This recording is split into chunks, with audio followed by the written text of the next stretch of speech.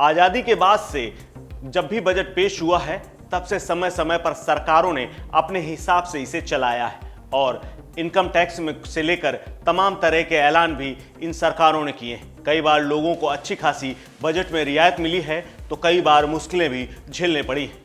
इसके कारण सरकार को समय समय पर प्रशंसा और आलोचना भी झेलनी पड़ी है। इसी कारण इस बजट से भी लोगों को बड़ी उम्मीदें हैं। खास तौर पर इस बार मिडिल क्लास इनकम टैक्स को लेकर तमाम तरह की आशाएं लेकर बैठा हुआ है। आजादी के बाद से जब से बजट पेश होना शुरू हुआ है समय समय पर तमाम सरकारें बदली और इनकम टैक्स को लेकर कई तरह के ऐलान होते रहे।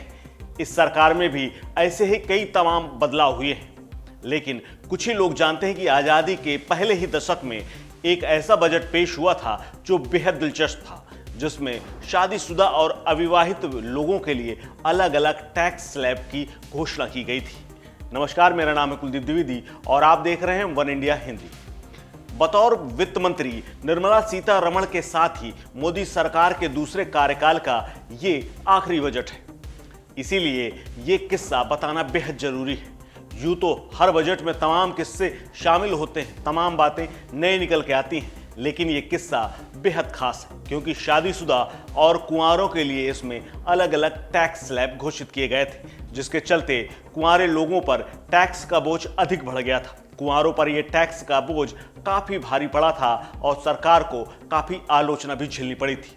ये बात दरअसल 1955 और 56 के बजट की है। उस समय चिंतामण द्वारकानाथ देशमुख, जिन्हें सीडी देशमुख के नाम से जाना जाता है, वो वित्त मंत्री थे। तत्कालीन वित्त मंत्री ने उस समय अनोखा बजट पेश किया था और फैमिली अलाउंस की स्कीम शुरू की गई थी, जिसमें शादीशुदा लोगों और कुंवारे लोगों के लिए अलग अलग बजट स्लैब घोषित किया गया था। उस समय शादीशुदा लोगों के लिए 1500 रुपए का मौजूदा टैक्स एग्जेम्प्ट स्लैब बढ़ाकर 2000 रुपए कर दिया गया था और अविवाहितों के लिए इसे घटाकर 1000 रुपए किया गया था।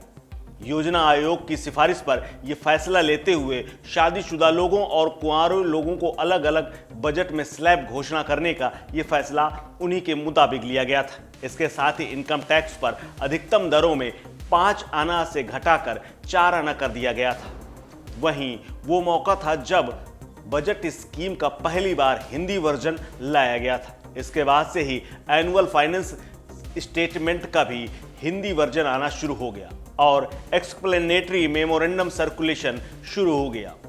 अगर उस समय के टैक्स स्लैब की बात करें, यानी 1955 और 56 में आए बजट में स्लैब की बात करें, तो शादीशुदा लोगों पर 0 से 2000 रुपए की कमाई पर कोई टैक्स नहीं लग रहा था। वहीं 2000 रुपए से 5000 रुपए की कमाई पर 9 पाई और 5001 रुपए से लेकर 7500 रुपए तक की आमदनी पर 1 आना और 9 पाई टैक्स के रूप में चुकाने पड़ रहे थे। वहीं अगर कुंवारे लोगों की बात करें तो 1000 रुपए तक कमाई करने वाले कुंवारों पर कोई टैक्स नहीं था, यानी सीधे 1000 रुपए का फासला था।